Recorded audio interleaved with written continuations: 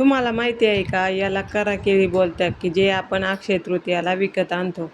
तर करा केळी म्हणजे जे आपले पितराजांच्या नावानं घेतली जाते ते. पण याचा खास उपयोग काय आहे, की आपण जेव्हा 4थ्या-5व्यामध्ये शेतातली लोकं ज्वारी सोंगायला जायचे जुन्या काळामध्ये, तेव्हा पाणी पिण्यासाठी केळीचा उपयोग करायचे आणि ते केळीला एक पोत्याचा कपडा बांधून ठेवायचे आणि उन्हातून एक सरी किंवा पात लावल्यावर जेव्हा वापस यायचे, तेव्हा हे केळीतलं पाणी प्यायचे.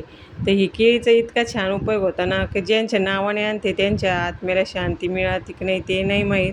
पण जे उन्हातून येऊन काम करून या केळीतलं पाणी जेव्हा प्यायचे, तेव्हा त्यांच्या आत्म्याला नक्कीच शांतता मिळत असेल. आणि खरंच केळीतलं पाणी खूप छान गार होतं, थंड असतं. म्हणजे आपण जे जारचं पाणी प्लॅस्टिकमध्ये भरून जे पितो, तर त्याच्यापेक्षा हे काही पटीने शुद्ध आणि चांगलं आहे.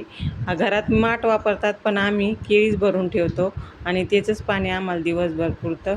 तर अशी आहे आपली करा केळीची जुने लोकांची कहाणी. आता सध्या कोणी एवढं काही मानत नाही, पण हे जुन्या काळातील लोक